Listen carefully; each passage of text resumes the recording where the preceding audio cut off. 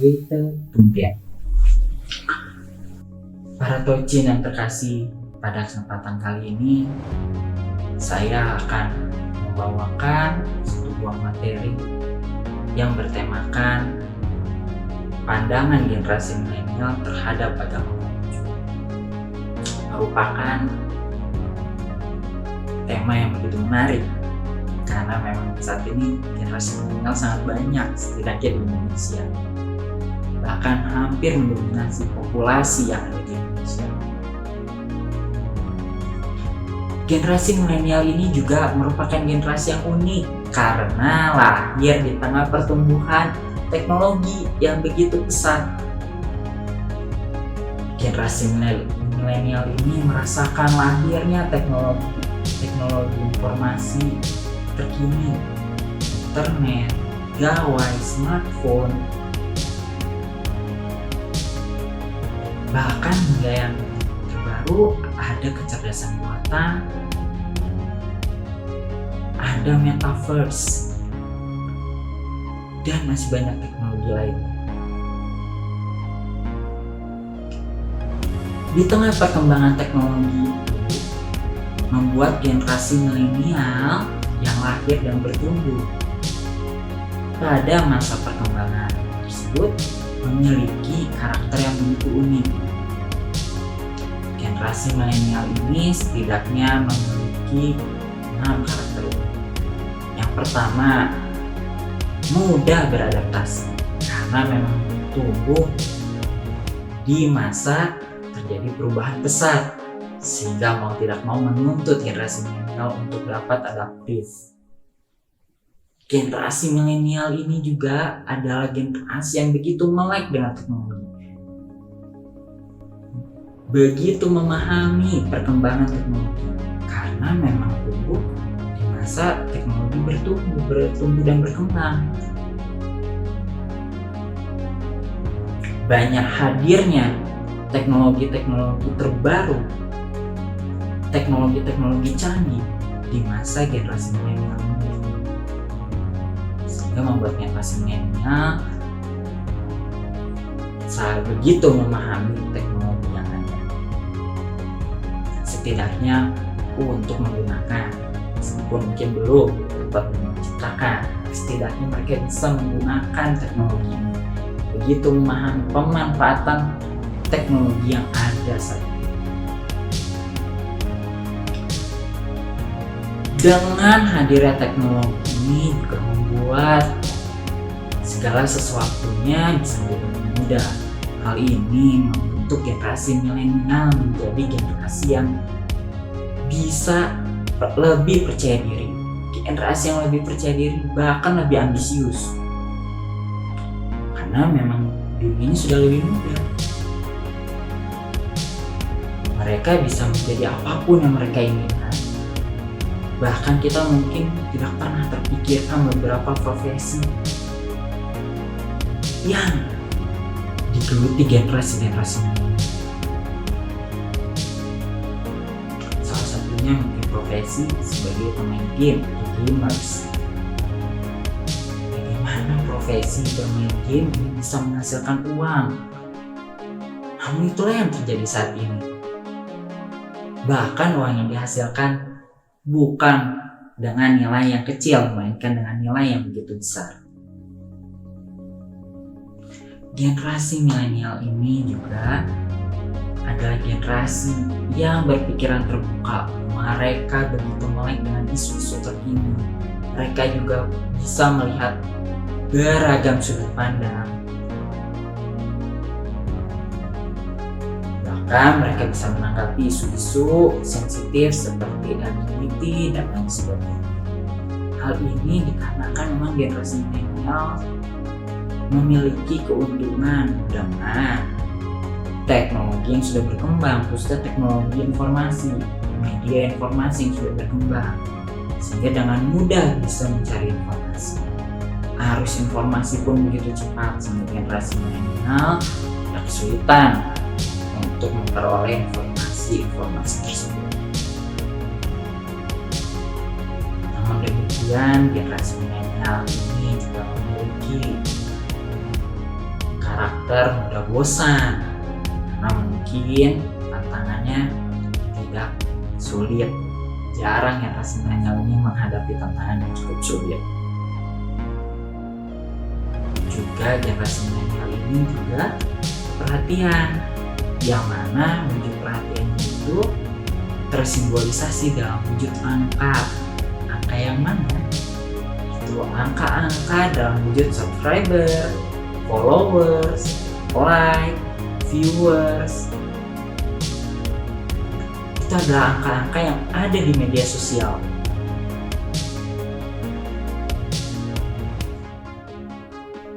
Dengan karakter-karakter unik ini dan hidup di tengah perkembangan teknologi yang begitu pesat,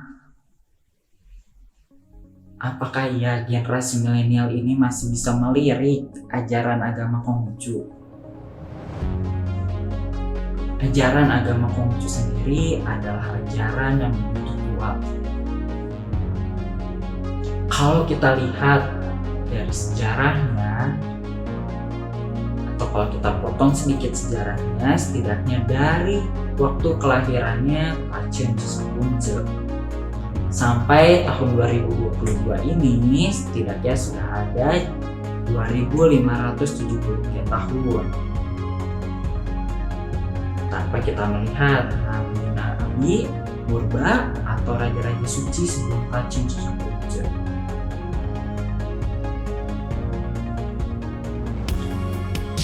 Namun kita lihat dulu, apakah iya sebenarnya ajaran Konghucu ini tidak relevan dengan generasi milenial, apalagi di tengah pertumbuhan teknologi, pertumbuhan dan perkembangan teknologi yang begitu besar. Kalau kita lihat ajaran Konghucu itu berdasarkan karakter guru aslinya, yaitu Rujiao. Itu artinya adalah ajaran yang diperlukan manusia untuk memuliakan hubungan manusia dengan manusia, manusia dengan alam semesta, juga manusia dengan Tuhan Yang Maha Esa sebagai Sang Pencipta. Dari sisi lain juga ternyata agama Konghucu ini juga memiliki pengertian lain, yaitu adalah agama yang mengajarkan tentang kelembutan hati, halus budi pekerti, penuh kesusilaan, dan berkepribadian terpelajar. Jadi agama Konghucu ini membentuk seorang memiliki kelembutan hati, halus budi pekerti, penuh kesusilaan, dan berkepribadian terpelajar. Lalu bagaimana sebenarnya seorang umat Konghucu untuk dapat melaksanakan definisi agama Konghucu tadi? Umat Konghucu dituntut untuk dapat menempuh jalan suci. Menempuh jalan suci di sini berarti harus dapat mengembangkan kebajikan yang ada, yang biasa disebut watak sejati, yaitu cinta kasih, kebenaran, kesusilaan, dan bijaksana. Ketika seorang umat Konghucu mampu melaksanakan itu, seharusnya umat Konghucu dapat dipercaya dalam kehidupan. Untuk melatih itu semua, umat Konghucu melakukan berbagai macam hal, mulai dari kegiatan kemanusiaan, berlaku sopan santun, penuh kesusilaan, bersembahyang, dan yang juga gak kalah penting adalah belajar. Merupakan kewajiban yang sangat penting.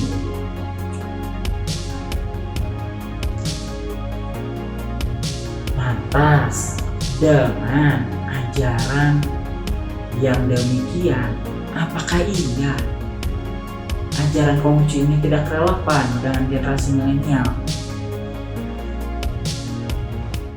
Kalau kita lihat, ternyata generasi milenial memiliki pandangan yang begitu baik dengan agama Konghucu.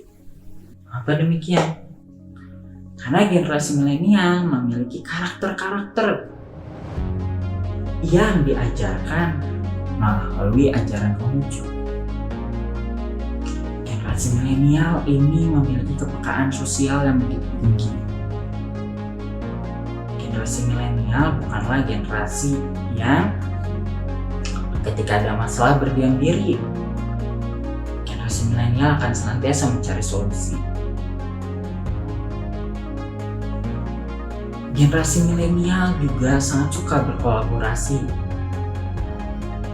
Meskipun ada beberapa yang bersaing, tetapi generasi milenial senantiasa tetap dapat mencari ruang untuk berkolaborasi bersama, meskipun dengan saingannya.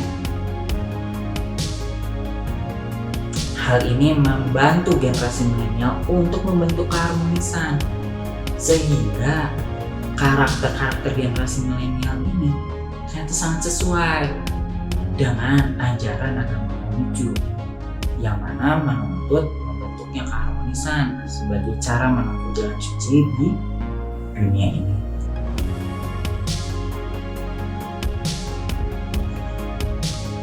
Hal ini sangat sesuai dengan ayat pada tengah sempurna bab utama ayat 4 dan 5 yang memberitahu kita sebagai umat Konghucu cara bagaimana untuk menempuh jalan suci itu. Katakan pada dua ayat tersebut, gembira, marah, sedih, senang sebelum timbul dinamai tengah.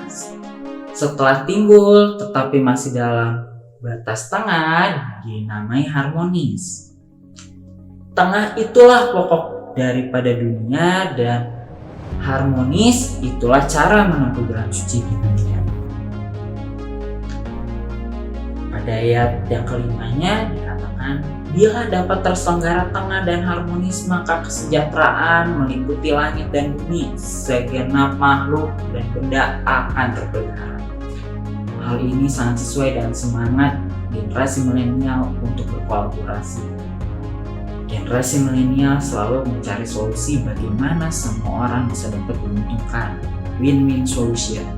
Tidak hanya menguntungkan diri sendiri, tetapi menguntungkan orang lain, menjadi solusi bagi permasalahan-permasalahan sosial. Sehingga tidak jarang bahwa solusi-solusi yang ada di generasi milenial adalah solusi yang begitu luar biasa, seperti Gojek yang memberikan solusi bagi para driver ojek pangkalan dan juga para penumpang yang ingin mencari ojek atau mencari transportasi dengan lebih baik hanya dengan satu genggaman.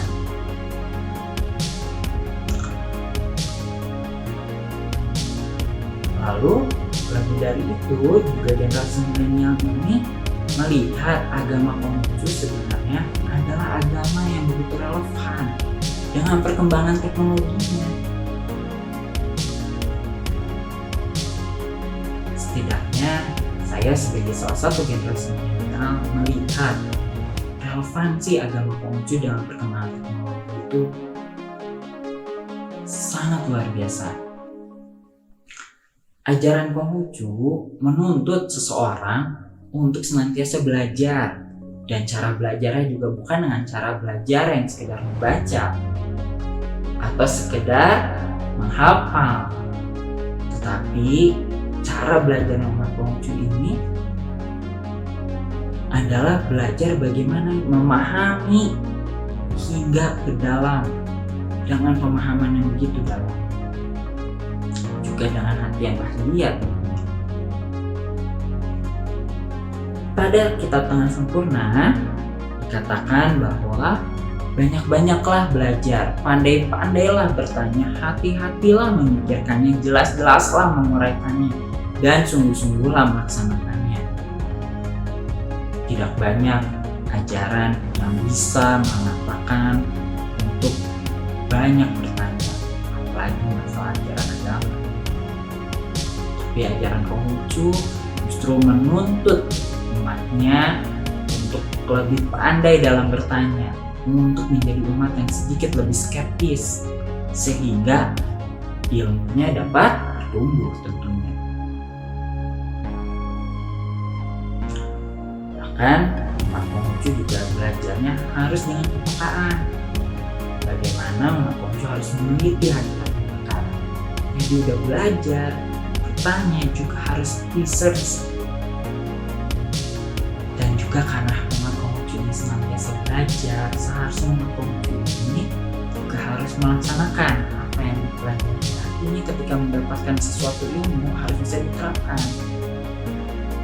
Hal ini membuat umat Konghucu harus selalu adaptif dengan setiap situasi dan kondisi yang ada. Bahkan di tengah perkembangan zaman dan perkembangan teknologi tentunya. Umat Konghucu dituntut untuk selalu dapat memperbarui dirinya sesuai yang dikatakan pada ajaran besar. Bila suatu hari dapat memperbarui diri, perbarilah terus setiap hari agar berharap selama-lamanya. Umat Konghucu juga dituntut untuk berpikiran terbuka.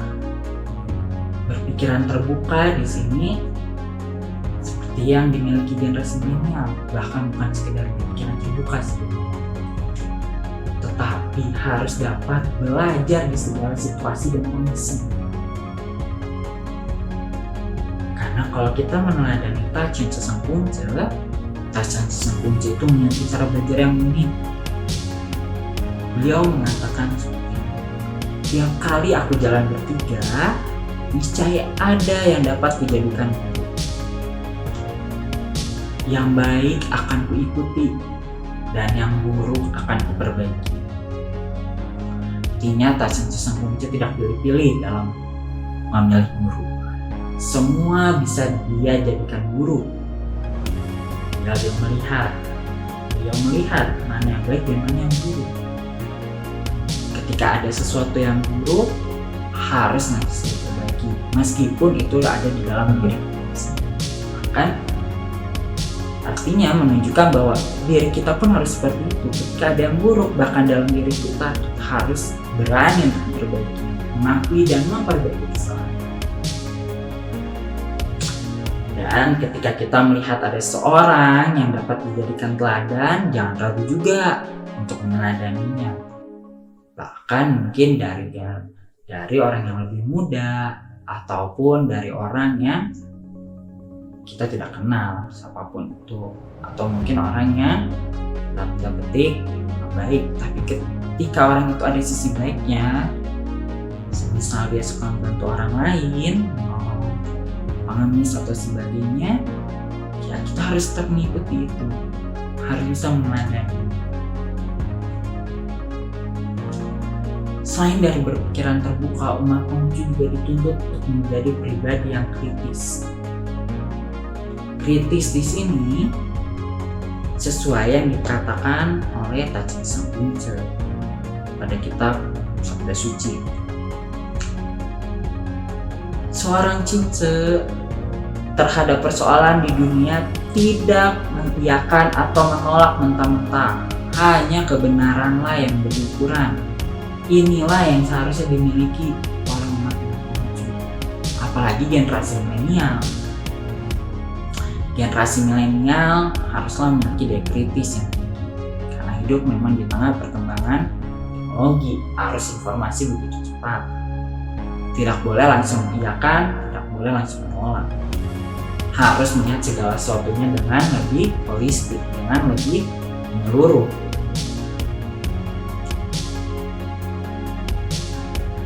Dengan relevansi yang seperti ini, maka ajaran Konghucu itu sangat cocok loh untuk dipelajari oleh generasi milenial.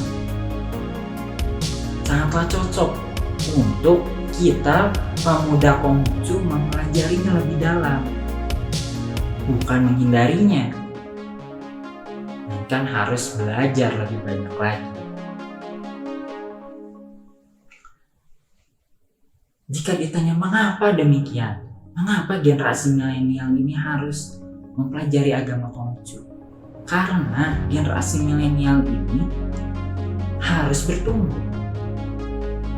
Generasi milenial ini sebagian besar adalah masih generasi muda.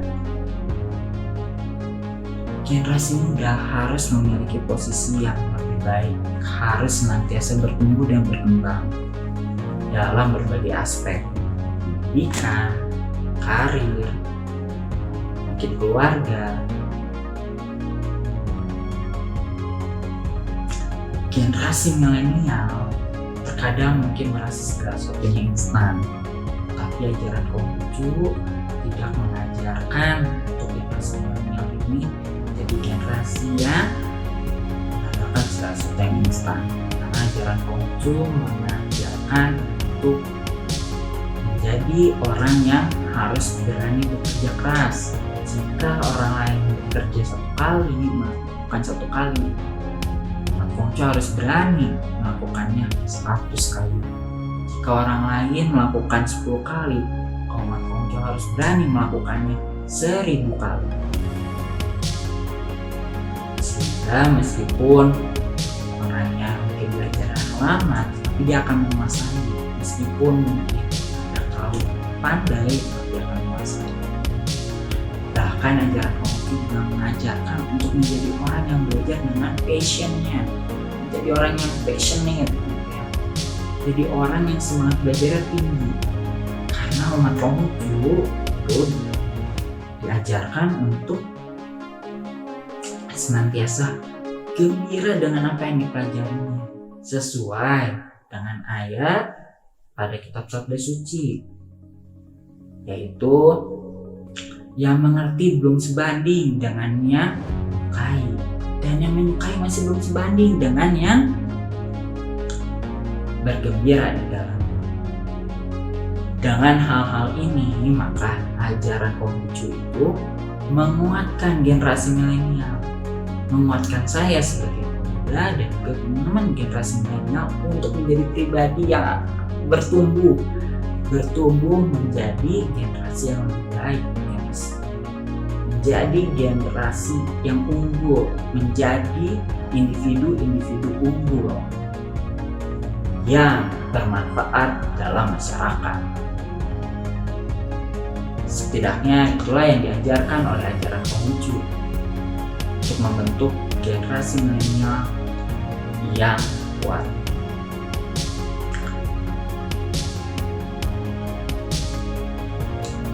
Akhir kata, saya mau mengatakan bahwa sebagai generasi muda, kita seharusnya tidak menyangkal bahwa ajaran Konghucu ini adalah ajaran yang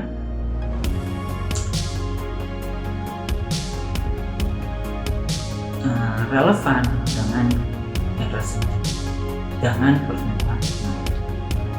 Meskipun ajarannya tua, tetapi ajaran ini senantiasa dapat relevan dalam berbagai zaman. Bahkan ajaran Konghucu sangat menekankan pada pertumbuhan generasi milenial tersebut, sangat membantu generasi milenial untuk dapat naik kelas dari kelas yang rendah terus maju tinggi menuju jalan suci.